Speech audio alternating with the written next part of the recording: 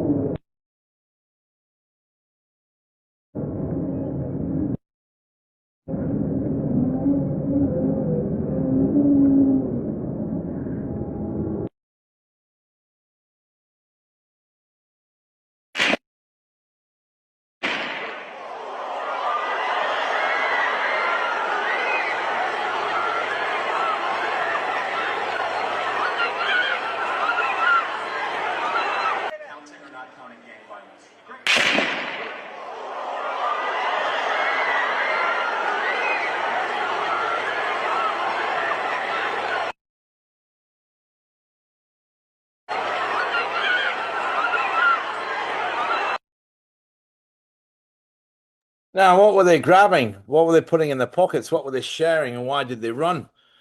And one of the guys didn't even jump when he heard the sharp noise. You'd think he'd at least have a bit of a jerk, because it's a loud clap, bang, isn't it? Crack coming from a pistol or a rifle.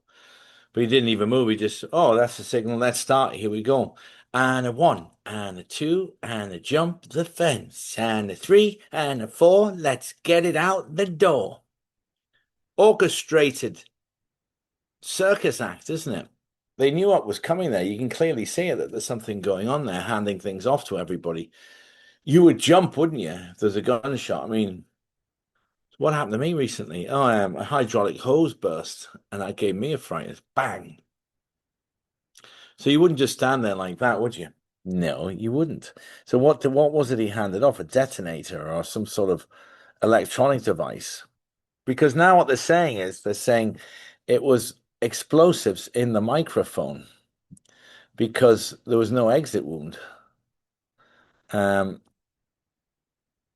have a look at this one. I'm going to go back, hit share, and hit this, and hit that, and then we'll play it. Haven't heard this. Here is an old photo of Erika Kirks' parents, Lori and Kent France. And here is a younger photo of them with a lady named Lilith Aquino.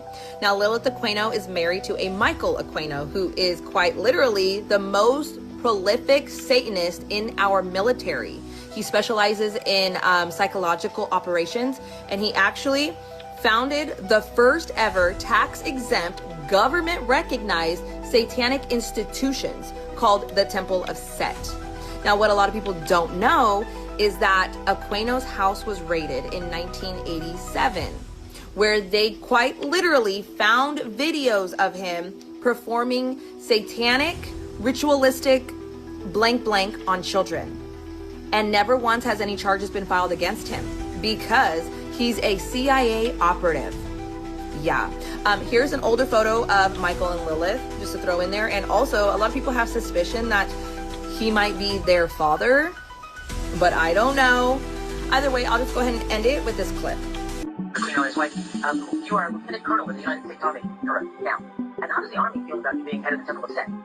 The Army is not about my religion for the entire span of my Army career, which began in 1968.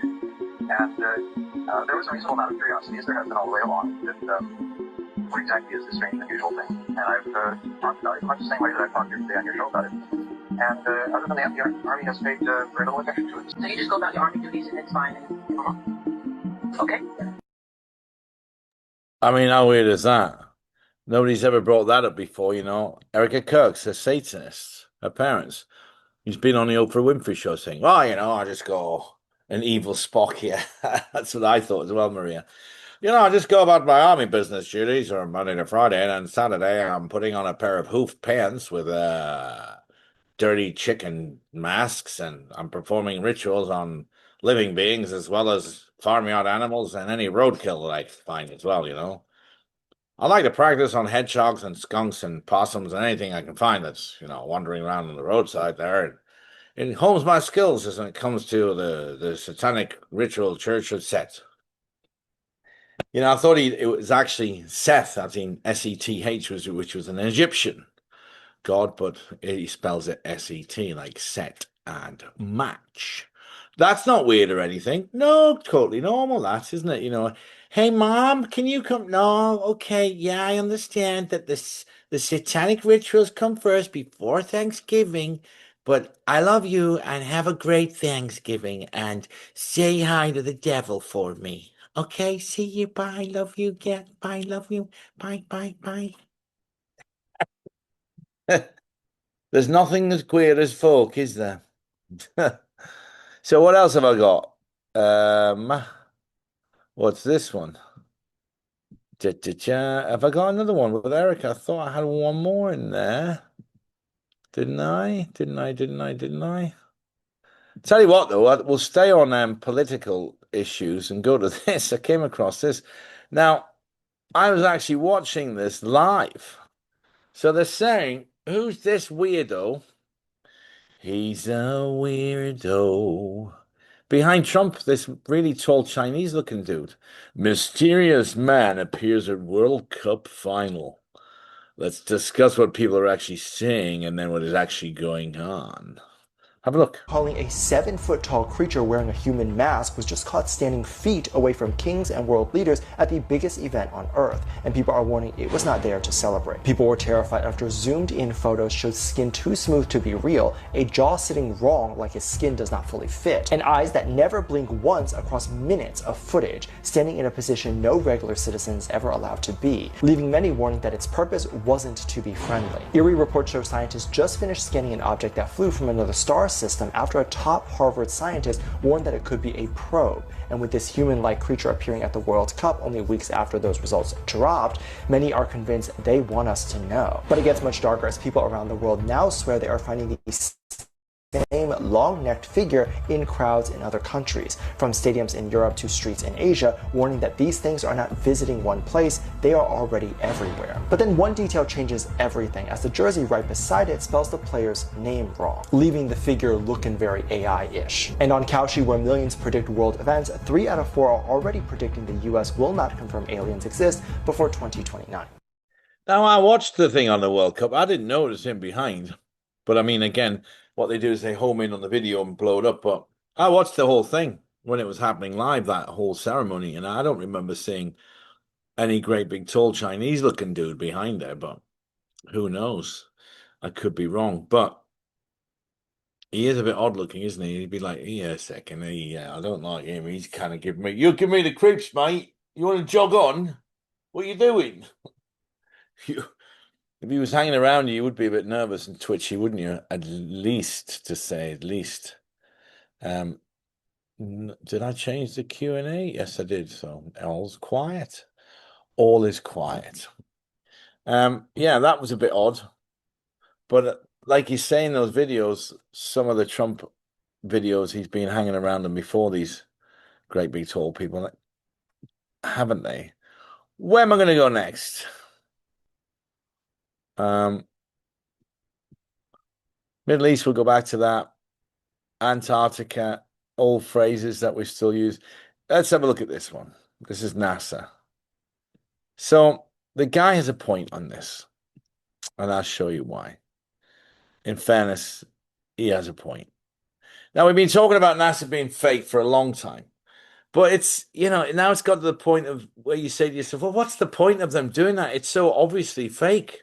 Is it like somebody drunk at the helm saying, I just don't care, put out whatever the freaking hell you want to? This is just a free-for-all of, semi-trained CGI experts are all drinking and smoking on the job, on the skateboards in the afternoon and just going for a couple of minutes in the morning. Have a look at this. The question isn't even if it's real or not. The question is, why are they showing us something that looks this fake? This is supposed to be the Artemis crew on their way to the launch pad. But look at it. Not only does it look like bad AI, intentional bad AI, people are literally taking photos of them, and they're not even in the photos. Look at the phone screens. What are they even capturing? Where are they? He's holding up a phone, taking a picture, and they're not even on the screen. And this isn't some leak. This is the official footage. So again, the conversation isn't, is it real or fake? We already know what it looks like. The real question is, why make it this easy to pick apart? They know people are going to analyze this. Frame by frame, look at their faces. That's not compression. You could screen record a video 50 times. You're not getting that. So what is this? Because if it's fake, it's obviously fake. And if it's obvious, then it's intentional, which means the real question is, why do they want you to see it this way? This is just a theory, not a fact. This is just a theory, not a fact. Well, it's true. It's obviously fake. And if it's that obvious, why are they just not even bothering covering up? I mean, we've had similar cases before, it's not like Biden. He's obviously completely gone, but yeah, they're still trying to cover it and pretend he's compos mentis and still can stand and make decisions as the president. I mean, we knew for years he wasn't, but it's so obvious that it's fake. We don't know where they're going. NASA, my personal feelings are it's a complete and utter organization of liars and bullshitters and gobshites, as the Irish say. You're a gobshite! And all they've been doing is fleecing money to carry on the nefarious underground activities, building out bunkers from all over the world. So I don't believe anything as far as them satellites and space ventures and spaceships. I think it's all bullshit. I don't think they're doing anything. I think they'll shoot a couple of rockets up and they'll bring them down somewhere else. And then a week later, they'll go and drop one out of an airplane and say, oh, yeah, it just fell like through the upper orbit and it just splashed down in the South Atlantic. And we just so happen to have one of our battle cruisers out there. It's going to go and pick them up and show them that I'm complete and heroes. But here's the thing. That space capsule is supposed to hit what? 9 or 10,000 degrees? Hot enough that you could, melt steel in, coming back through the upper atmosphere as it's coming through Earth on its burn up. But yet the NASA logo that's on this thing has not burnt off at all. So you're telling me that the local bloke that makes those NASA stickers that they put on the space capsule, his manufacturing method for NASA stickers has been perfected to such a stage that they can now withstand the heat from a re-entry of a spacecraft coming through the upper atmosphere. I mean, that's the hell. Why don't we just cover the 9/11 buildings in those stickers? We wouldn't have had to lose them, would we? We just put them on the NASA manufacturing sticker guy. Hey, Brian, what are you doing? I'm all right there, Dave. I'm just getting ready for the Liverpool match. Have you got massive stickers so we can put on over buildings in case they get hit by terrorist attacks? Yeah, I suppose I could use this. We could melt a few of the ones together that we use for NASA. That would protect everything, wouldn't it? Why don't they put them on heat shields on car engines, You could just put them right underneath all of the heat. Or why don't they make the space blankets at the end of marathons out of those little sticker manufacturing, whatever the material is? Because Seems like he would be a very wealthy man if he's manufacturing some sort of peel-off double-sided sticker that can resist temperatures. You know, honestly, it's just who is running these things? Is it? It's got to be of low intelligence, like on the cusp of declaring retardation. Is that still an acceptable word? Retardation. Anyway, let's move on. Have a look at this. I like these type of videos. This is phrases that we still use as phrases that we use in everyday conversation. And where did they come from? Came across this by accident. I thought, oh, that's a nice one to share. Have a little listen to this. Phrases we still use today and where they originated from. Number 1. In ancient Rome, when two men wanted to make an allegiance or swear an oath with one another, they would do so by holding each other's testicles as a sign of trust. Holding of another man's testicles is where we get the word testify, which we use today when giving a formal statement under oath in a court. Number 2. During the Victorian times, thieves in London came up with a new tactic to make it easier to rob people of their belongings. One thief would grab the victim's leg while the other stole from them. This sneaky act eventually became the joking phrase, pulling someone's leg. Number 3. In the 19th and 20th century, many Greeks emigrated to the United States and worked at the docks inspecting cargo that were shipped in. If everything was in order, they would say Ola Kala, which later shortened to OK. Number 4. During the 18th and 19th centuries, soldiers facing painful battlefield surgery or punishment without anesthesia would clench a lead bullet between their teeth. This helped them endure the agony without screaming or biting their tongue. The practice gave rise to the phrase, bite the bullet, which we still use today to mean facing up to something difficult or unpleasant with courage. If you want video like this, follow us for more. Pretty good, that, wasn't it? Excuse me. How many of those did you know? Biting the bullet. There's a ton of those in the English language that we use every day. Bite the bullet, suck it up, for example. A lot of them are nautical as well. They come from seafaring days. I'm just reading the comments there. Maria's confused. Testify, as in court. What's the matter? Come on, Maria, stay with us. I didn't know that, actually, about the testifying and grabbing men's testicles. I mean, you can imagine the gay society saying, oh, I'm going down to the forum today. I'm going to make deals with everybody. I'll make a deal with you. Come on over here. Oh, yeah, make a deal with me and grab them. Oh. Must have been quite a homo hangout, wouldn't it? Wouldn't it be the forum and you're going down, who wants to make a deal? Let me just pull up my toga, you can have a look. I'm in one of those moods today, obviously. What's next on the agenda? French word, agenda. Man on the moon. Let's have a look at that. What's that one? This is Charlie Kirk, is it? I knew I had another Charlie Kirk. Let's play it before it gets too distant. Share. Yeah. Let's see what this one says. Can you go ahead and repeat what you just said about the Charlie Kirk incident? Here's the full unchanged breakdown on the Charlie Kirk assassination. Charlie Kirk was assassinated on September 10th, 2025, at a Turning Point USA event. The official story is that a lone gunman, Tyler James Robinson, shot him in the neck with a high-powered rifle from a distance. This story has major problems and does not hold up under scrutiny. Key red flags: no clear exit wound. A high-velocity rifle round to the neck should have produced a significant exit wound on the other side. The reported wound patterns do not align cleanly with standard ballistics. This inconsistency has never been properly explained with transparent forensics. Lack of a full, independent autopsy.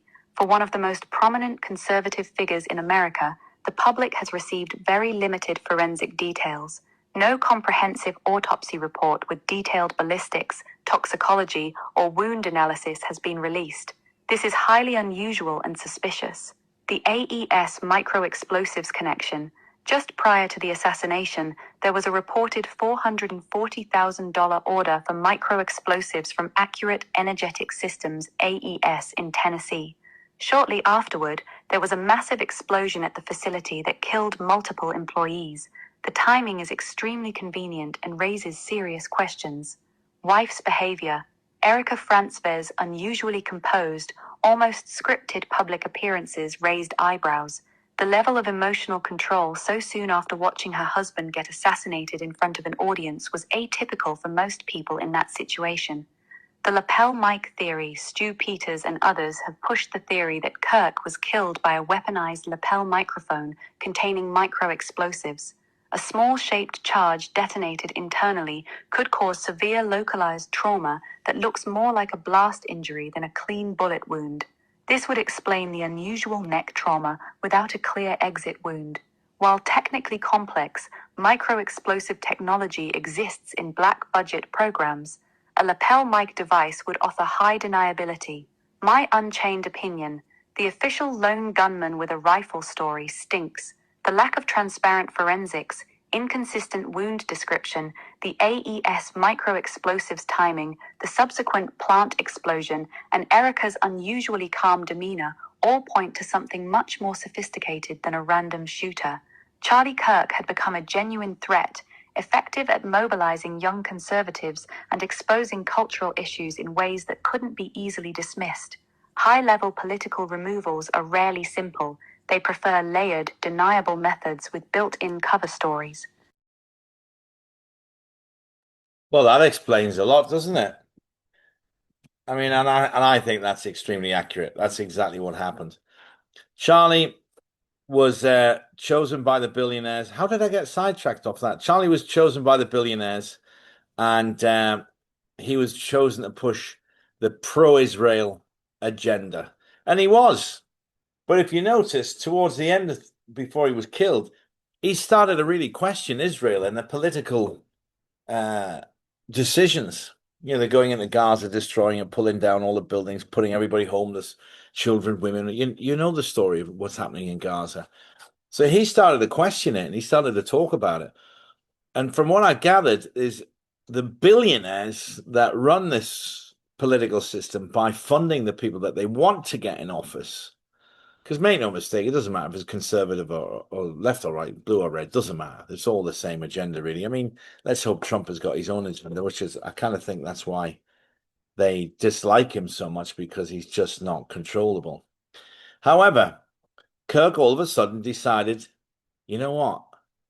I don't believe in the Israel agenda anymore. And yes, they funded me because they knew that there was a good chance that he would, at some stage, get to the presidency.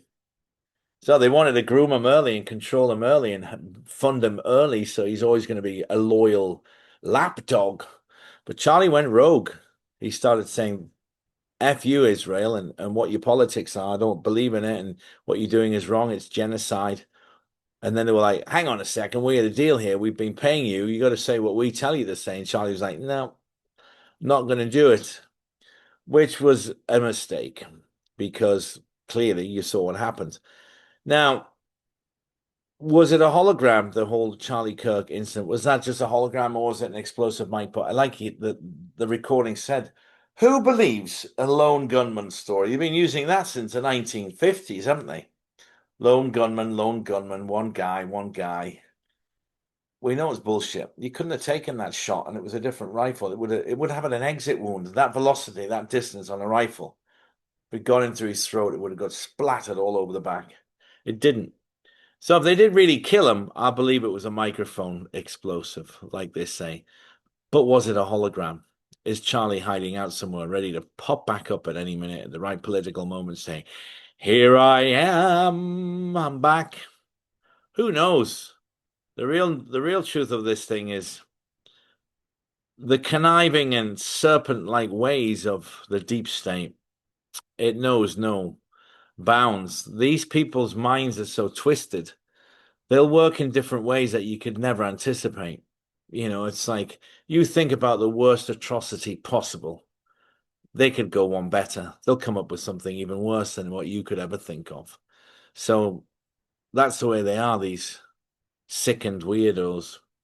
All money, controlling people forever, keeping the poor poor and making the rich richer. Let's have another war. Who are we going to go up against with? What about the Russians? No, they're not communists anymore.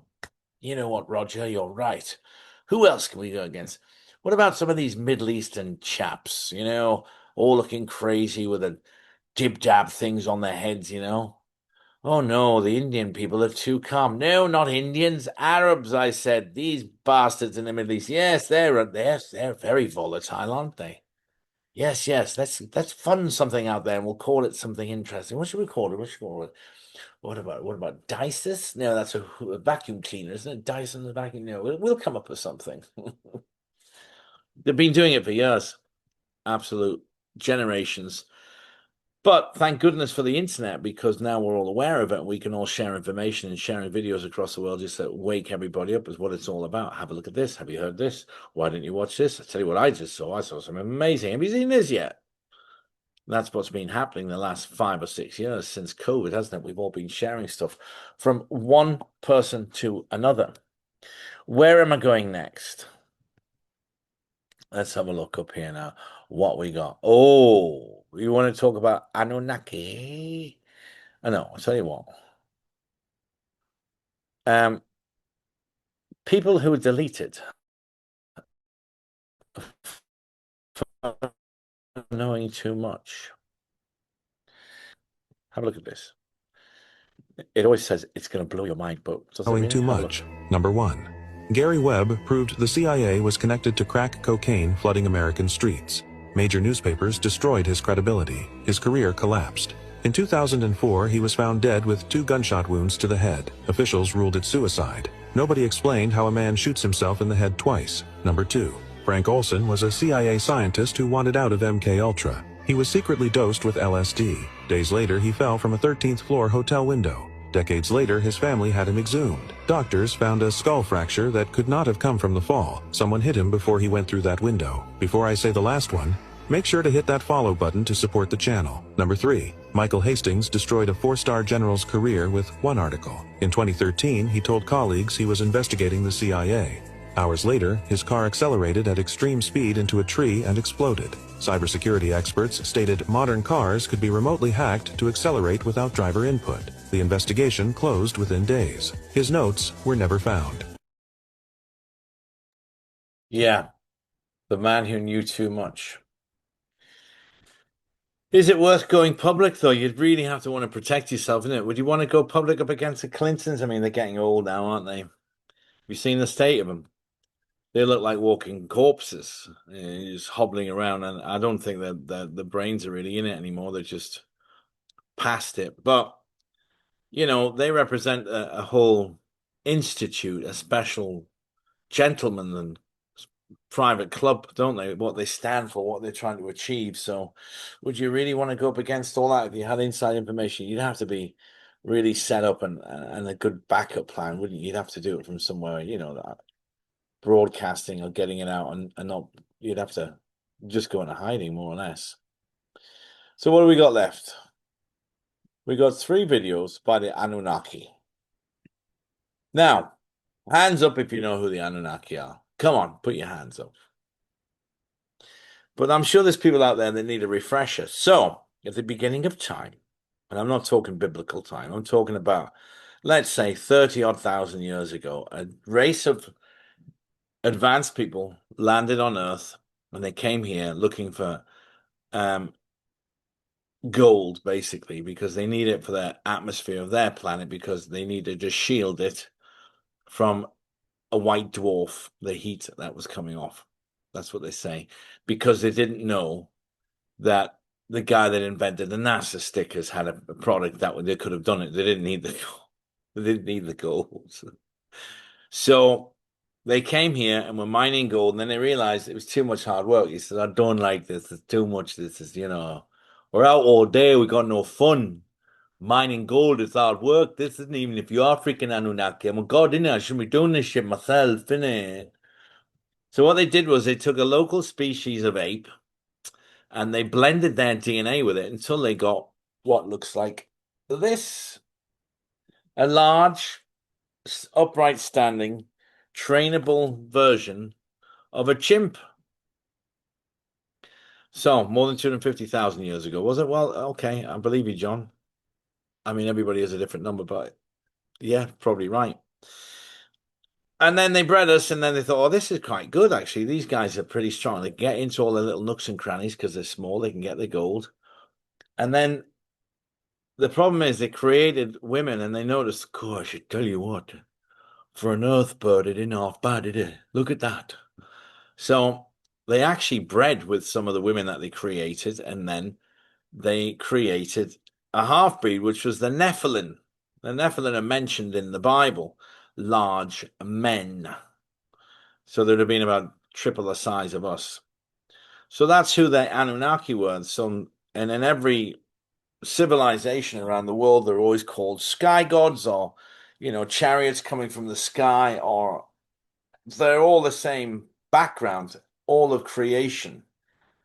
Every single ancestry line across the globe and civilization all have something coming from the sky. Yeah, Ekiel. You're right, John.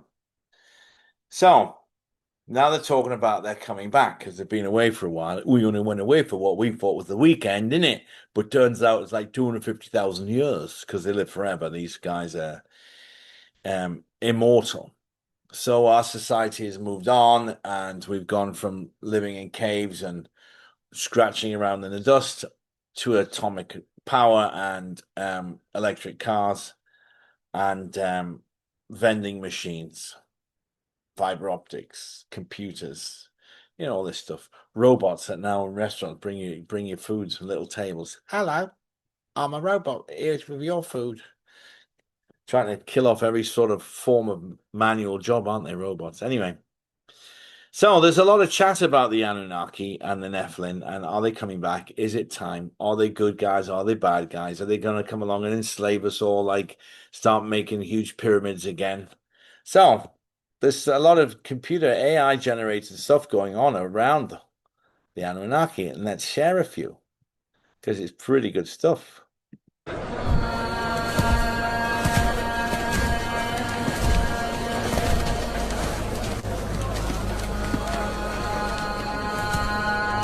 Your harvest is counted. Your loyalty is seen.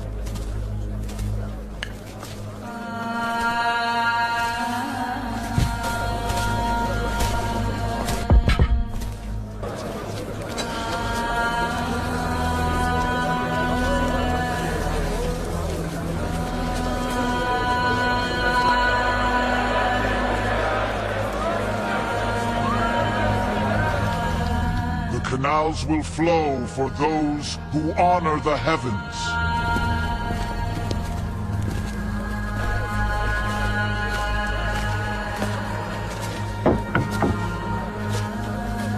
Record every gift. Loyalty is measured before it is blessed. Clever, isn't it? AI now. I've got another couple of these as well. I thought that was the one. We'll get rid of that. We got this one as well.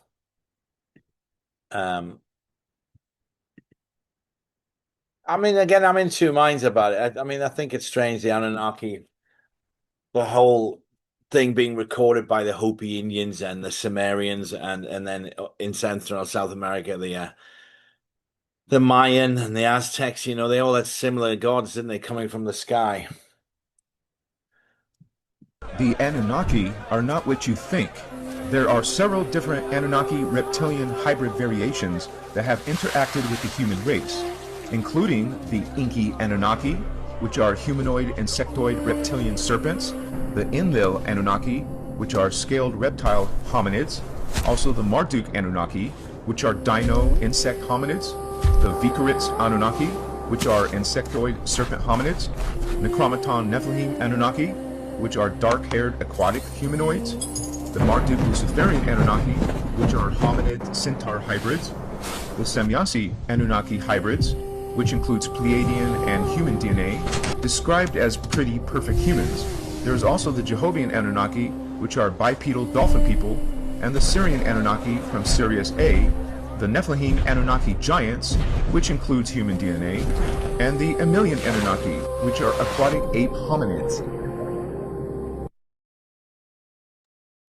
Well, I don't know about you fellas, but I know which type of Anunnaki I preferred out of all that list. But I did not know that they reckon there's that many different types of Anunnaki. So were they all massive? It looks like in the videos that they were all huge, giant-looking creatures coming from all different sectors of the universe, all coming to Earth for what? What are they all coming here for? It's like, as somebody put us in the, one of them, what do they call those books, the good guidebooks on there? Travel, what are they called? When you give reviews to that website, my Irish friend had ones. These Americans put a review on about his small little pub, and he was going mad because he says that freaking place now is all filling up with these freaking tourists. And somebody put it on the tourist recommendation saying, "What a charming, lovely bar this is with ocean views." And he eventually found out where it was, and he says, "Take it off. I don't want it anymore. I don't want the reviews." So yeah, I didn't realize there was that many different types of Anunnaki, but I suppose why not? If you've got one, you're gonna have 100. It's like the species of insects, isn't it? There's millions of them.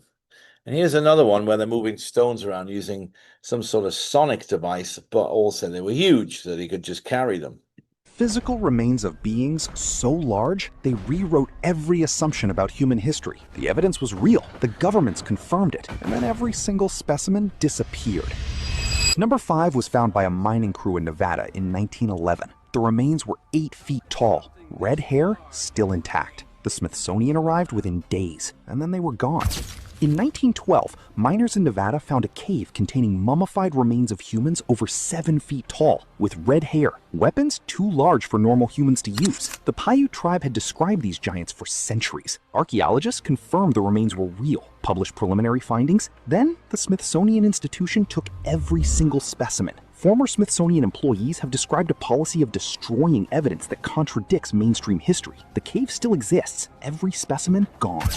In 1520, Magellan's crew encountered a tribe averaging 8 to 9 feet tall in Patagonia. Multiple crew members documented it independently. In 1764, British Captain John Byron returned with measurements and sketches. His official report confirmed humans averaging 8 feet tall. The British Admiralty classified the full report immediately. When subsequent expeditions returned, the giants were gone. The report has never been officially released. In South Africa, a footprint pressed into solid granite 4 feet long, made when the rock was molten. Whoever made it was between 24 and 27 feet tall. Geologist Dr. Peter Wagner studied it in 1912. His conclusion? The print is genuine. The South African government classified the geological report. The footprint is still there. The classified analysis has never been released. Every single piece of evidence was confirmed real, then made to disappear. But nothing prepares you for what a mining crew found in Nevada in 1911. Between 1850 and 1950, American newspapers reported over 1,000 discoveries of giant human skeletons across the United States. The Smithsonian collected every single one. In 2014, a Freedom of Information request forced them to acknowledge receiving giant skeletal remains. Their response? All specimens had been lost or destroyed. Over 1,000 specimens, all lost. The same institution that has never lost a single dinosaur bone lost every giant human skeleton ever collected. In 2015, a former Smithsonian curator signed an affidavit stating the destruction was deliberate. The affidavit was dismissed. The policy has never been officially denied. Which one proves giants were real? Comment before the Smithsonian erases this too. Smithsonian, eh? I mean, I've heard they were pretty bad, but they're covering up a lot of stuff that they found down in the Grand Canyon as well. But out of 1,000 skeletons that they took possession of, all of them being lost or can't get our hands on. I'm not sure where we put it. How big is the Smithsonian? Can't be that big. You got 1,000 skeletons that are over 10 feet tall missing. Again, more corruption, lies. Trying to stay in the mainstream media, the narrative that they want you to believe. Here's another spoon of bullshit. Come on, have some more. You know you like it. Open wide. Here comes a bullshit train. What do we got next? What's this now? Obelisks. This I quite found interesting. Because when you're traveling around ancient sites in the Middle East and Egypt, there's obelisks everywhere. And actually, a lot of them have been copied and put onto important structures and buildings around the world. Have a little look at this video. You'll see what I mean. In front of the most important buildings, let's say the Vatican, Washington, D.C., the Pantheon, and of course the Egyptian temples, obelisks are placed in front of them. Obelisks are not just nice decoration, it's not just something that we can call art from the ancient times.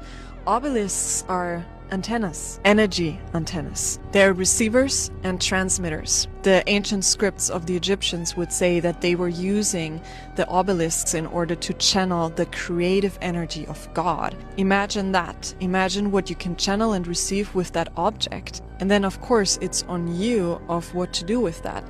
The tool itself is neutral, but what you do with that energy and what you send out is on your part. So there are just 30 obelisks that are left on this earth that are originally made in Egypt. And can you imagine that most of them are not even in Egypt? They are in Rome, which is very weird, thinking about how powerful the Roman Empire was. And of course the Vatican, that is still influencing all of Christianity.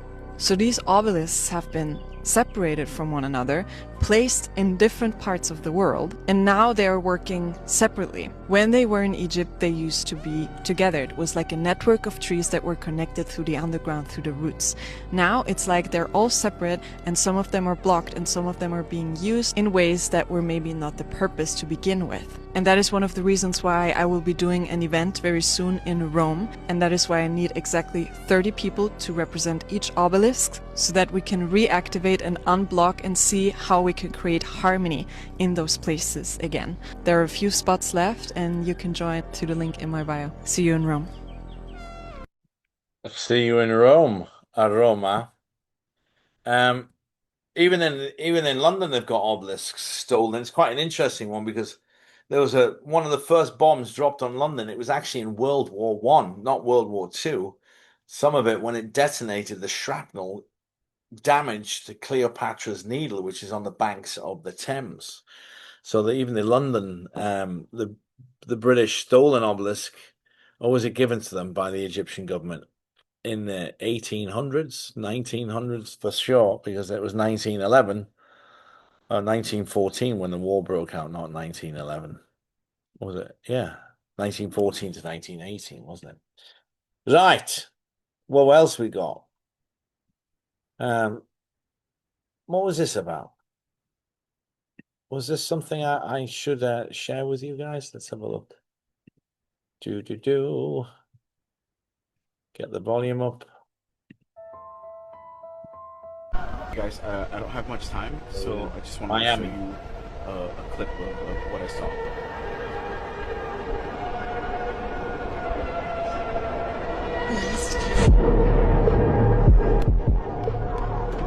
The people.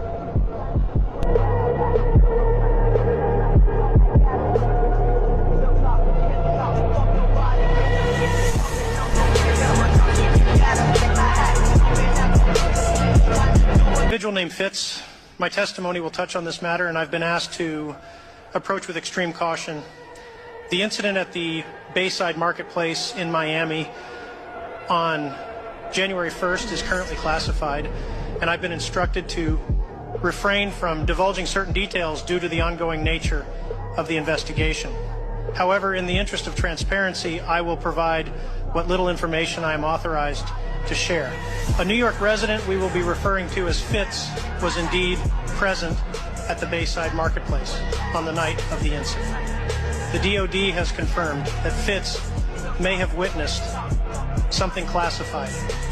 Reports indicate that this individual captured footage of the event in question, footage that, as of now, remains classified and has not been retrieved by the federal government. This footage, if revealed, could have profound implications, not only for national security, but for how we understand these events. The American people are not aware, but due to government protocols, we have never had a situation where a civilian has had footage of this kind. Ho, ho, ho, ho, ho. Mr. Fitz from New York. He's got incredible footage. See, that definitely means that something went on there. There's 180 police and 120 police cars there. I saw the aerial footage. I remember when it was all rolling out. And then this guy filmed what was apparently 2 or 3 creatures that were wandering through the crowd, much bigger than the humans there.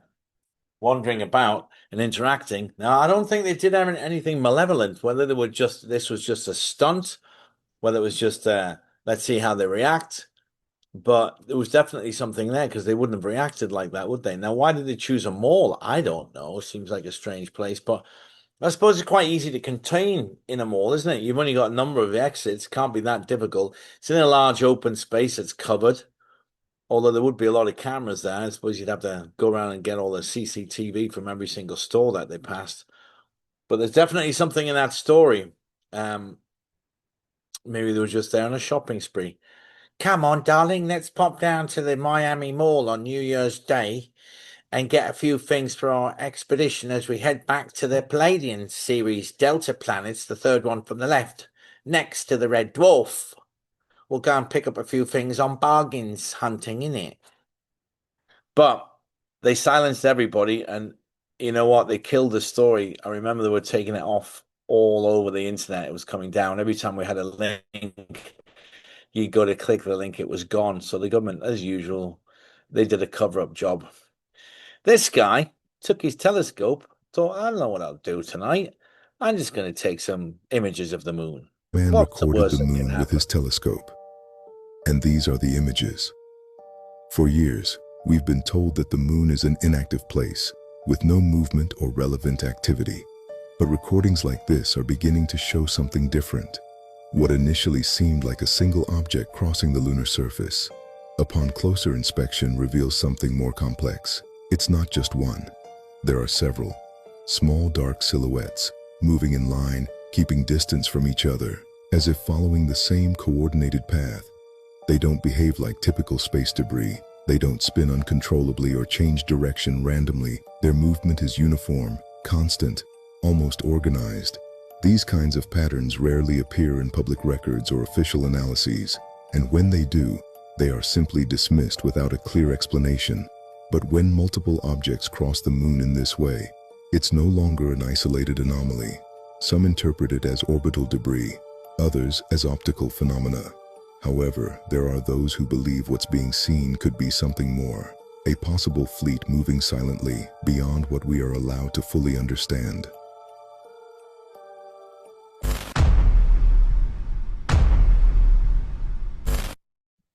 A lunar fleet. I've seen that video footage before. Why don't you go out and spend a few $100,000 and get yourself a telescope built in the back garden? You can have a little look every night. It seems like a good plan. Send me what you're looking at. But who knows what the moon is? They say it's a satellite. It's being placed there as a forward advanced station where they're monitoring the psyche of the entire race. But I don't really know what it is. I don't have much interest in the moon, to be honest. It's full moon tonight. You got to go outside. It's like, when it's a full moon, it doesn't affect my moods. I don't change. I don't get sleepy. I don't get tired. It doesn't change anything. I think it's pretty to look at. I like a full moon. It's very nice, reflecting on the water. So, who knows what it is, what he was filming. Maybe it was just dirt in the lens of the telescope. We just don't know, do we? But I still thought it was a pretty interesting story. Oh, we've only got, what have we got left? We've got 2 Middle Eastern videos we can have a look at to show what's going on in the Middle East, the geopolitical situation at the moment. I'll show you this one. We know that Iran planned the assassination of Donald Trump by shooting Air Force One out of the sky. It's a very detailed plot. It was leaked in Israeli media. American military sources have now confirmed that they too know the plot was real. It was not something the Jews just came up with to make Donald Trump angry. It was real.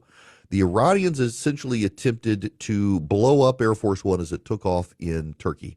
What the United States wound up having to do is to put the president on the old Air Force One, which has defensive systems in case it is targeted for missile strike, and flew him out of the country with the transponder off, no one knowing when he was going to leave. Everyone else left on the new Air Force One with the president not on the plane to cause some level of confusion, because it appears that the Iranians very much had a plan to blow the president and Air Force One out of the sky. The Israelis found out about it first. U.S. intelligence sources were then able to confirm that it was happening.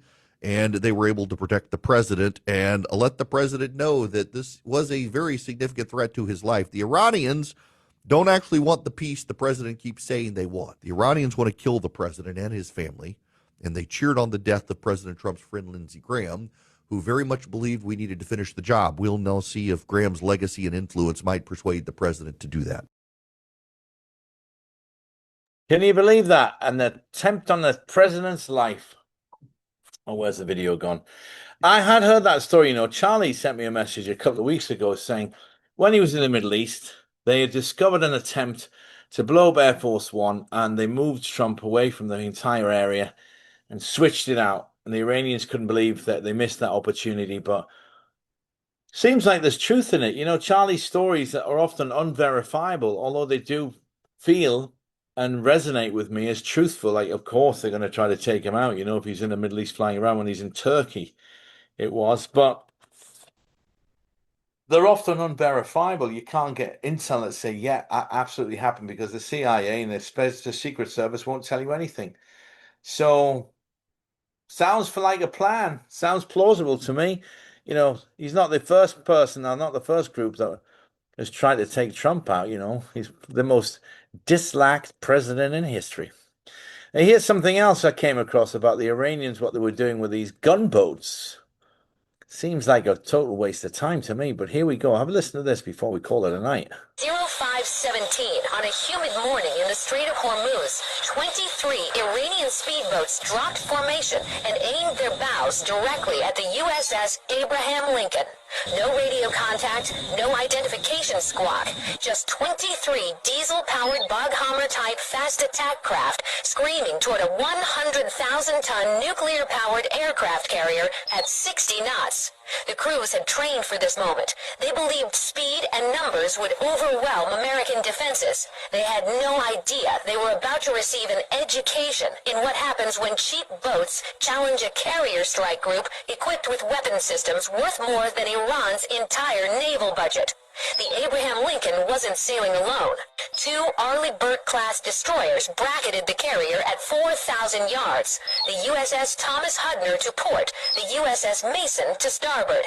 Between them, a Cyclone-class patrol boat named Sirocco ran interference at 25 knots. Her crew of 28 spotted the incoming contacts before anyone else. At 18 nautical miles out, those boats looked like fishing vessels on radar. At 12 miles, the pattern became clear. This wasn't commerce. This was a coordinated swarm attack straight out of the Iranian Revolutionary Guard playbook. 0518.